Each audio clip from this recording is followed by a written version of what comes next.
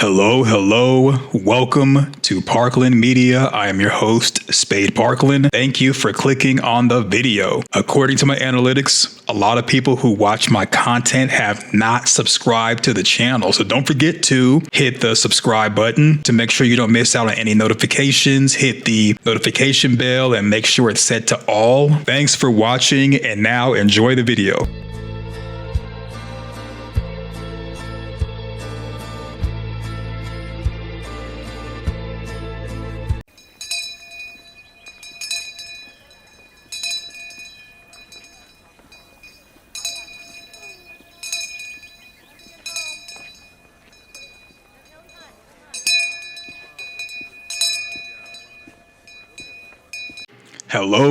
Hello. Welcome. It's showtime.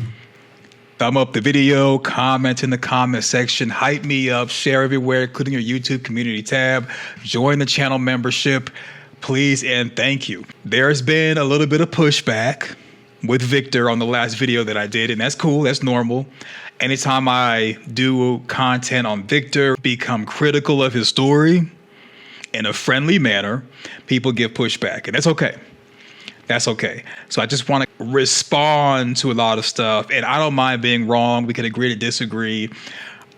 I just am going to reference the canned truck that he used to reside in, and that's an additional hiding spot, to further explain where I was coming from when I was saying I don't believe Victor was by himself the entire 40 plus years that he was in Fromville before the current residents showed up. So again, thank you for watching. Thank you for clicking on the video. Let's get started. Okay, so this is after Victor and Tabitha escaped from the cave when the creatures were waking up. And this is season 2, episode 2. The boy, the one who told you to wait in the tunnels. He's my friend. For a long time he went away, but now he's back. Okay, for a long time he went away, now he's back. So when it comes to Victor, he only recognizes people who he considers a friend or that he's talked to and met. And case in point, he told Sarah that he met the boy in white right after the massacre when he came up from the root cellar. He said that's when he met the boy in white. However, Victor eavesdropped on the boy in white talking to Christopher, and that's when they were exchanging secrets. So Victor forgot about that scene and even thought that it was Jasper talking to Christopher. It's not until Tabitha prompted him, therapeutically eased him into the memory, that Victor remembered that it wasn't Jasper talking to Christopher, it was the boy in white. And then he could remember what the boy in white said. Even during that scene, what the boy in white was actually saying was muffled, and Victor had to be the one to tell us, not the show letting us hear it directly from the boy in white. So that memory was not only suppressed, but it was augmented because for the longest time, Victor thought that Jasper, a dummy, was alive and actually talking when it was really Christopher doing his ventriloquist act. So all these memories have been suppressed because of trauma, because Victor has had memory loss and all that. And he's been there for like 40 years. It's very difficult to remember stuff from his childhood. There's a lot of stuff I can't even remember in my childhood. You're probably the same way. It's very difficult to remember something over sometimes 20 years ago to really account to someone, hey, this is what happened. So I don't really knock Victor for misremembering, having misleading information, and having memory loss just because you got the trauma and so much time has passed. And the traumatic events were so traumatic of his mother passing away, dealing with Fromville and all that, and not being able to go home, and that he forgot about Eloise. He forgot about the boy in white's conversation with Christopher. It's probably a lot more that he's forgotten, which is why looking at pictures that he's drawn and jogging his memory is something that a lot of patients who deal with trauma have to do in order to jog their memory. Just think about who he's actually opened up to and talked to. It's been Tabitha, Julie, Ethan, people who come from basically Miranda. Okay. Everyone who comes from Miranda, that's who Victor's opened up to. I think that while growing up in Fromville, he really wasn't opening up to people. Victor notices that the bottom part of the back, well, we'll say the front door. Well, it's technically the back door of the truck, that when there's light down here, he knows it's daytime and to open it up. But there's no way you can lock it from the inside. So anyone can go to the truck, open it up from the outside and get in. It wasn't until Boyd came in this later on in this scene or this episode and put up the talisman stone that they were actually safe in the truck. So for Victor to be in this truck, the creatures, anyone else not to open up the truck and look inside and find him, it's very difficult to believe. And even Victor's going to say that the stuff in this truck belonged to Miranda.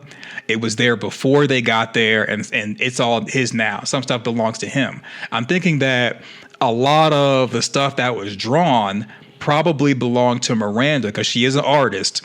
She probably is the one that started drawing the map that I'm going to show you where Victor's at. She probably started that map and Victor just finished it.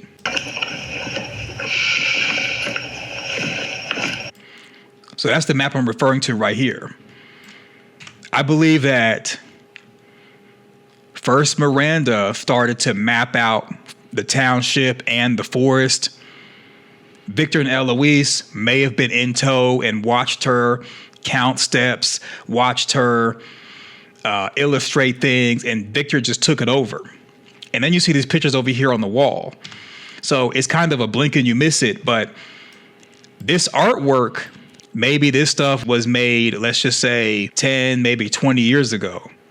Because again, Victor's been in town for 40 years. Dude is like in his 50s. So I think it's reasonable to believe that all this artwork on the side was done by Victor. Maybe it was done by Miranda. We don't know. But if it was done by Miranda, this stuff would be looking 40 years old. It looks like it's newer than that. So I'm thinking that maybe Victor made all this stuff. And this is from different adults that he interacted with. He told Sarah that he met the boy in white after the massacre, which means that when Victor eavesdropped on the boy in white and Christopher, he didn't count that as meeting the boy in white and even forgot about it. So he forgot about that memory with the boy in white and Christopher, but he remembered the massacre and meeting the boy in white there.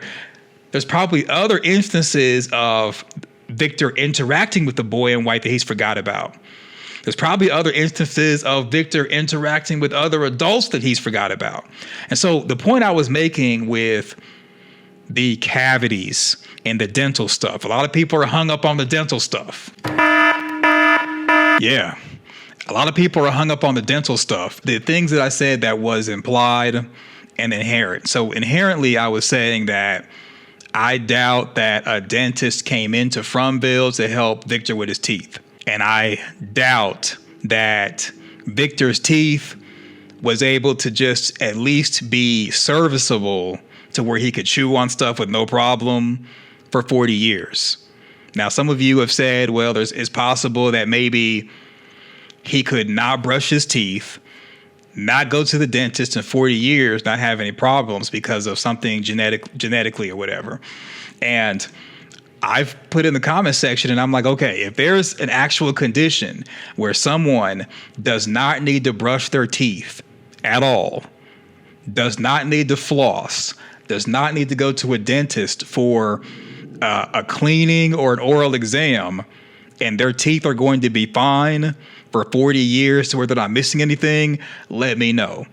That's what I said that was inherent. What was implied is that it's more than likely Victor got toothbrushed and toothpaste and mouthwash as adults came into town and lost their lives and he got their supplies. I think that Victor, with him, in my opinion, not growing food, because Fatima and the rest of them are out there growing food at Colony House. Victor's just not helping them. So I think that with Victor not growing food, not hunting for food, and being a child and then a teenager, walking around the township, mapping stuff out, drawing, hanging out, being a kid by himself, a loner. I think that other adults came into town. They dropped their supplies, and that's where Victor got his food, more crayons, more paper, and other things from other adults being in town. Now, they may have seen him and he saw them. He may have took off running like kids do when they're scared. Or he may have saw them and went to hide and ignored them. Because it seems like Victor is only really interacting with people that he really wants to. Like with Julie when she was tied up in season 1 in the colony house, Victor wanted to talk to her because she's a teenager. Victor wanted to talk to Ethan because he's a kid, and Victor still sees himself as a kid. And Victor was talking to Tabitha because Tabitha is Julie and Ethan's mom. Now, you don't really see Victor really trying to talk to Jim because Jim was being hostile towards him, but Victor doesn't really see Jim as inviting. Most men are not really inviting. I would think that Victor was probably hiding for decades until Boyd introduced the talisman stones.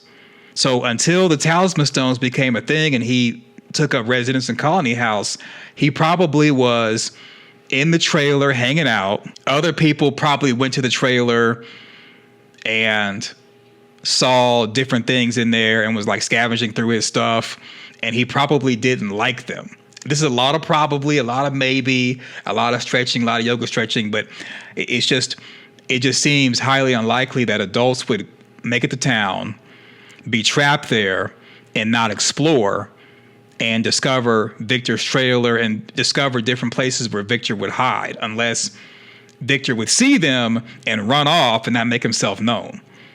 Or maybe he did interact with them, but they just died and he just ended up drawing their pictures as kind of like a memory thing in remembrance of them, and then just forgot about them like he did with the boy in white and Eloise. I don't know.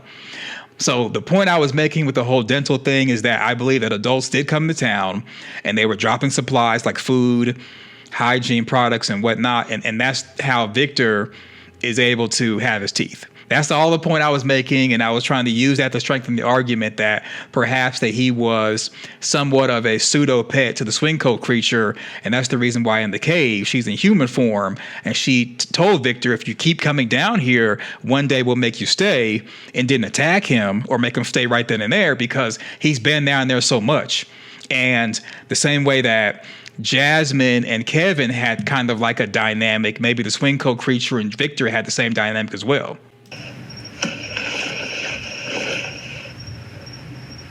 How long have you been here? Oh, it's been a while.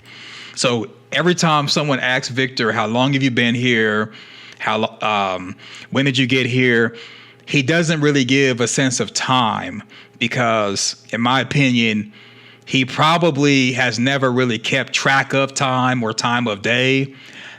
Because when you're 10 years old, and this is just when I was 10, maybe you all were different. When I was 10 years old, and this was back in the 90s when I was 10, giving up my age. When I was like around 10 in the 90s, I didn't have a phone. I didn't have a watch. I ain't had none of that. When it came for the time, I would have to ask somebody, hey, what time is it? Or look for a clock or whatever, or just look up at the sky. Okay, it's getting dark. Let me go back home. Now, Victor came into Fromville, I believe, in the 70s. And I think that because of the date that's behind Victor on the cardboard. Let me show you. Okay, it's a blink and you miss it moment. This is later on in the episode when Elgin comes out of nowhere after Boyd gets in there. So it says 1978 right there. And I think that's the year when Miranda and Victor arrived in Fromville. And also 1978 is Miranda's death year. There's even signs right here where someone was using notches to keep track of what I believe is the days to find out how long they were there. The only calendar that we see in town is the one that's in the sheriff's station. This comes from From's art department for season 2 when they were working on it. As you can see, this is a full picture of the board. Because they didn't use a camera with a lot of pixels, I can't really zoom in to where you can kind of see it and make out everything. But you can kind of tell that this was supposed to be something where Miranda was making a map of Fromville, the township and the forest. She was counting everything. And then you see a lot of the other drawings. This is kind of a combination of what is in the opening for the show. And these other pictures that eventually made it into Victor's room in the township. But as you can see, there's like a bunch of different drawings, and it's supposed to show an escalation of Victor going from being 10 all the way till 40. He got better at drawing. Then you can kind of see people right here. You also see like different people right here. Like these are supposed to be different people that Victor has met throughout his time in Fromville, not just when Miranda was alive, but a little bit afterwards. It's supposed to be, as far as in universe, different things that Victor has seen while he's been trapped in town, so that even though they're not showing you what life was like for Victor while he was there by himself, or not by himself, but while he was there before Donna and everybody arrived, his pictures can kind of illustrate different things he saw and different things he experienced before Miranda died and after she passed away. There's also other artwork from the art department for season 2, maybe even season 3, Vimeo. I think I'm pronouncing it wrong, but they put their stuff up there because they take a lot of pride in creating the lighthouse from scratch, creating the whole town from scratch, and even the ruins and the dungeon. The dungeons actually was made and is located in a studio where the ruins are out there in the forest. And just seeing them put their pride and stuff, they recorded it and put it online to not only get credit because they were proud of their work. All right, I digress.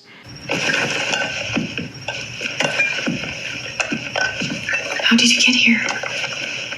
I don't like to talk about that. You see how vague he is. He doesn't want to talk about anything. He doesn't want to discuss any information. To me, this is the reason why. And of course, he's traumatized, but he's been traumatized for decades. After going from the root cellar, seeing the massacre, he had more information jogged from his memory. Remember, the boy in white was smiling at him and told him to come to him, telling Victor to bury the most precious things from everyone. At that point, the boy in white, I think, got on the merry-go-round and left. If watching on your phone and using the YouTube app, there's a new free feature called Hype. That's when you're using your cell phone, mobile phone, same thing. And it's to the right of the thanks, above the description and below the video. Clicking Hype, this is the Hype right there. Clicking Hype, if you see it, when you see it, it tells YouTube to provide promotion for videos you enjoy. It's a new free feature for the phone app only, and you can hype 3 times a week max. And see the pictures below and hype me up. Okay, hype me up. Hype me up. Let's get the party started. And you can go to my my post area and you can kind of see all these, unless you've already seen them. And if you've already hyped me up, I appreciate it. Thank you, thank you, thank you.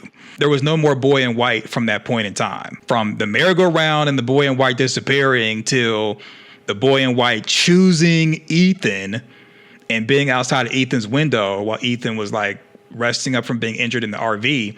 I believe the boy in white was gone, and Victor, he felt like he was by himself, but there were other people there. If an adult goes to Victor and is trying to talk, we're talking about hypothetically before season 1 and everybody has the talisman stones and everything. If an adult were to go into Fromville and try to talk to Victor and get information, and he's like, I don't want to talk about how I got here.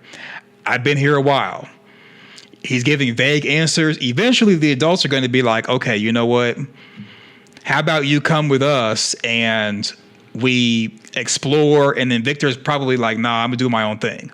So if Victor's like, I'm gonna do my own thing and runs off, he's giving you vague information. Yeah, no one's gonna really care to force him to be with them, and he's going to forget about them because people are constantly coming into town and not surviving the night because there's no one to educate them on what happened, especially not Victor. Because think about when Boyd and the Stevens came into town. You had Father Kotry, Donna, and Dale in the bunker educating them, don't make a noise. And then they went to the diner, the Stevens, Donna and Father Kotri went to the diner, and then Father Kotri and Donna gave them the rundown. Boyd went and found the talisman stones. The town was safer. So before that point in time, it probably wasn't anyone to really give anyone the rundown. So you'd arrive on Monday, you're dead by Tuesday or Wednesday, because Victor's not helping anyone. But he probably is interacting with people, and then after they're dead, he goes through their vehicle and gets their supplies, gets their toothpaste, gets their toothbrush, and calls it a day, but doesn't really count interacting with them because they're not his friend, and so many people were probably dying while he was there in Fromville while growing up that he just didn't care about connecting with anyone. That's just my opinion.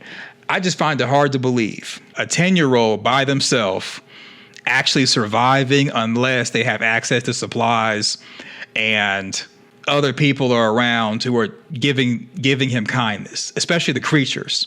You could say, well, maybe Fromville was protecting Victor, and that there's an argument for that. But when has Fromville really protected anyone? According to Christopher, and this was before the massacre, Victor got the information from the boy in white and Christopher to give to Miranda, which made Miranda want to go to the tree. So Christopher is saying everything lies here. And we see that Fromville didn't protect Megan.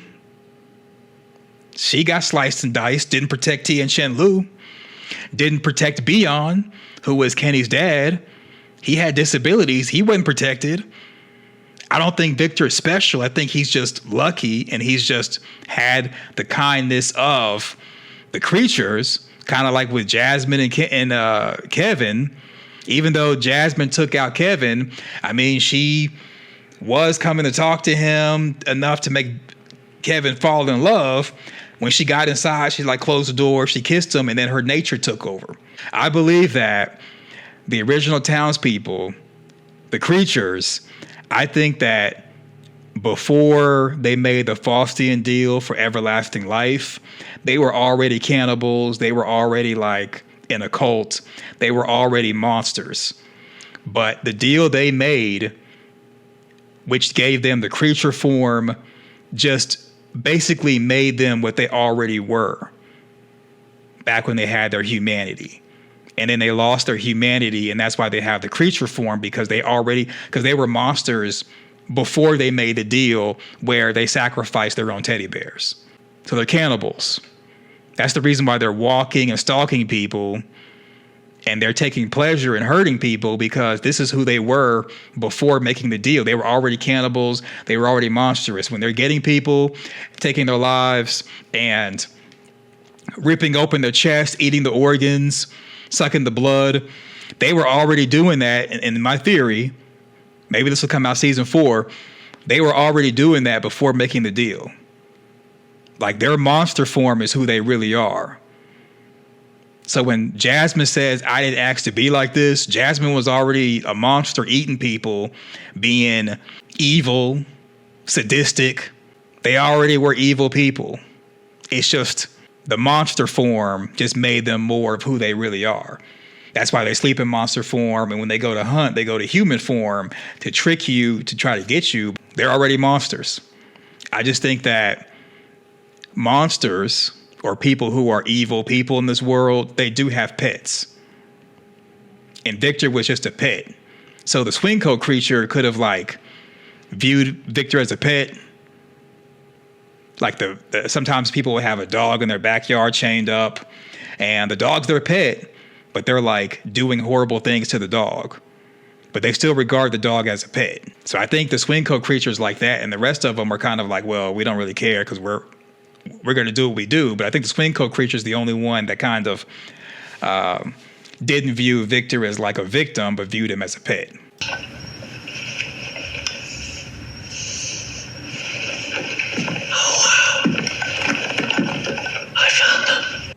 Okay, so he found some stale cookies to give to Tabitha.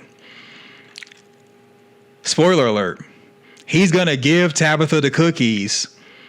She's going to eat a little bit of them and be like, nah, she's good. Victor's going to eat them and then remark that they are stale. But Victor probably was eating stale stuff scavenging and getting them from people when they were coming into town and then losing their life. Look. Yeah. Chocolate chip. Thank you. I used to have more snacks, but there haven't been many new people come through here. Yeah, Tabitha's hungry. She's nibbling on it. She's going to swallow. Tabitha's hungry. The last few months. Is that where you get all this stuff? Some of it. And some of it was here already. Some of it belonged to his mom. He didn't want to finish it, but he was going to say his mom. So some of it was there already, meaning other people did this whole setup. They're the ones that created the setup.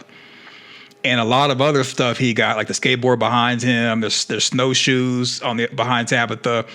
A lot of that he got from other people. We've seen season 1, 2, and 3. And we know that when people are deceased, they put their belongings in one of the 3 lost and founds: Colony House, the diner, or the barn. So this stuff couldn't have been accumulated during seasons 1, 2, and 3, based off what Victor just said. And so Victor was saying that some of it is from before. And he also said before that he got this from other people. And some of it's from his mom. So his mom was probably the one that was scavenging, getting people's stuff who had been deceased, putting it into the trailer for them to use. Some stuff was already there, but other stuff he was getting while he was there after the massacre, before the 3 lost and founds were created. Further cementing the idea that it's more than likely other adults came in the front bill and he got their stuff after they were deceased. She kills me. She spills it. She smells it, puts it in her mouth, but it's stale. Okay, Tabitha. I used to have more snacks, but there haven't been many new people come through here in the last few months. Okay, so last few months. So Donna's been there for some years. When Donna arrived, they were hiding in the bunker. It wasn't until Boyd showed up, and we don't know how long Boyd's been there, but it wasn't until Boyd showed up with the talisman stones they actually were able to organize Colony House and organize supplies. Matter of fact, Boyd put Donna in charge of organizing supplies. Before the talisman stones, before Boyd, it was every man and woman for themselves, and they were, during the day, in my opinion, scavenging for stuff, because at night they were hiding from the creatures, fingers crossed, eyes crossed, pinkies crossed, praying, hiding from the creatures. If you survive the night, you're running around trying to get food for yourself, trying to get weapons, trying to get this, trying to get that. Everybody was like for themselves, because there was no way to defend themselves from the threat of the creatures. So I would imagine that while Donna's been there, Donna and company, there wasn't any way to get supplies, especially with someone like Victor, who's timid, keeps to himself, doesn't want to be bothered by anybody. He sure would not be getting supplies with other people. So to me, this means that he's talking about it was easier to get supplies back when people were coming before Donna, after the massacre, when people were dying left and right, and it was easier to scavenge because there wasn't many people around. Is that where you get all this stuff? Some of it. So he did get some stuff from other people who are deceased. And it had to be before the Lost and Found was set up in Colony House, the diner, and the barn, because those are the places where things would be organized. And some of it was here already. Okay. Some of it belonged to his mother. To who?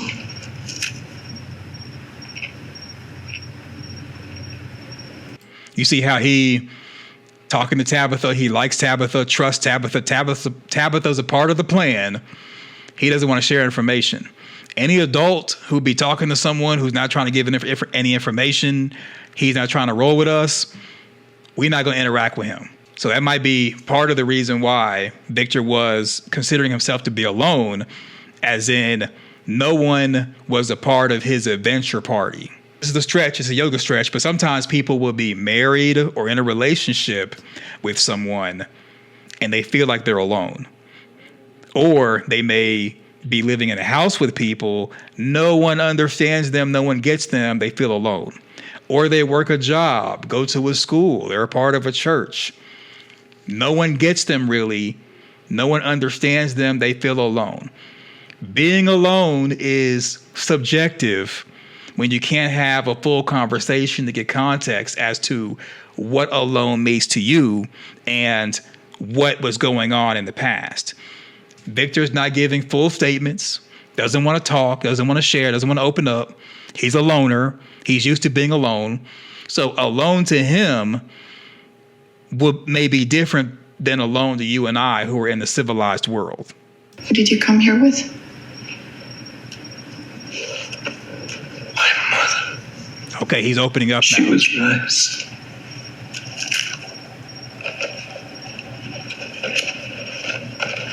I think I have some pretzels because these are stale. See? At least Victor realizes they're stale. Tabitha's sitting there smelling it and eating it, being nice. Tabitha, that's the wrong answer.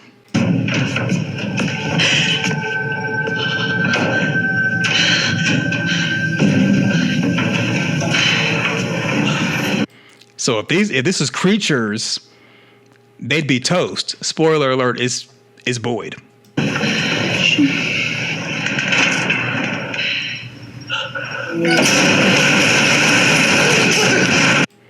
See, it's Boyd. Fresh from the dungeon that's in the future. Fresh from the ruins that's currently right now. Boyd goes in, meets up with them. So if Victor was hiding here for all those years, any creature could have opened it up and got him. Any adult in town could have opened it up and got him. And I think that's where he more than likely did interact with other adults, is by them raising up the trailer, seeing him in there and getting in there with him and putting their stuff in there. And then they don't survive the night for whatever reason. Now Victor's got their stuff. And the reason why I say that's more than likely how it went down, because remember, according to Victor, season 3, when talking to Sarah, the boy in white told him to bury the most precious items from people instead of burying the bodies. So Victor more than likely would have buried their items that's most precious to him and kept the rest of the stuff. Other adults would have came and buried those bodies like they more than likely did to the bodies that were scattered on the ground after the massacre. And again, and also I did a previous video, I think the massacre happened because Victor eavesdropped on the boy in white talking to Christopher about go through the tree, save the children, you can go home. The answers to the end are at the beginning. He told Miranda. Miranda may have communicated that to other people, maybe even Victor, or maybe they overheard Victor tell Miranda that. Other people are like, I go through the tree, I can go home. Everyone's going through the tree. And then they're falling from the sky into town. They're laid out and they're maimed. So when nightfall comes, the creatures are like, oh, I get to have you on a silver platter versus having to hunt you down. Munch, munch, munch, munch, munch. Because we were cannibals before we became creatures, we doing what we do. Miranda starts running towards the tree. Smiley comes, runs after her. I think, and there's a illustration of this. I think it's not just going through the tree at nighttime. You got to do it at like maybe a certain moon or something. Let me show you that. So it's a blink and you miss it moment with Elgin on the cot. This is later on in the episode of season 2, episode 2. So this is where I'm getting my theory from right here. You see what I think is a full moon, half moon, and whatever is half of a half moon, maybe a quarter moon. I'm not a moon expert. Y'all can let me know about the moons if you're moon experts. So I'm thinking that this may have been a part of the whole idea of the moon, where that's why Miranda told her kids to stay there, because it was it's more to what Victor told Miranda than what we, the audience, found out about. Then also look at it like this. I think Julie is able to story walk, not because of the cicadas from season 2, but because there's something that she got from her mom, Tabitha. And the reason why Ethan knew about story walking is because he story walked because he got that power from Tabitha. And I think that Tabitha during season 1, episode 9 was story walking when she went to the lighthouse in that sequence with the numbers that were above the area or the archway, or on the archway, before she went up to the top part of the lens and got pushed, and it eventually went up there season 2, episode 10, and got pushed out by the boy in white. So I'm thinking that Tabitha's spirit, if you will, okay, her spirit has power. And every time she's died in the past, her spirit with power gets put into a new body. Any children that she's created have power. And I think that's the reason why Victor was able to go down the steps in the church and eavesdrop on the boy in white and Christopher, and neither one of them acknowledged his presence, because he too has power. I said it was invisibility power. Maybe season 4, season 5, we'll find something different. I think he has invisibility powers. Or maybe he can story walk. But I think that Victor has ability. Ethan, of course, has ability. Julie can story walk, and so can Tabitha. I think they have abilities. And I think Jade has something as well, which is why he was able to sense the Nkui kids. Also. So what do you think? Let me know in the comment section your thoughts. Thumb up the video, share your social media, subscribe, click the notification bell. Thanks for watching. Go forth, do great things, and I'm out. Peace.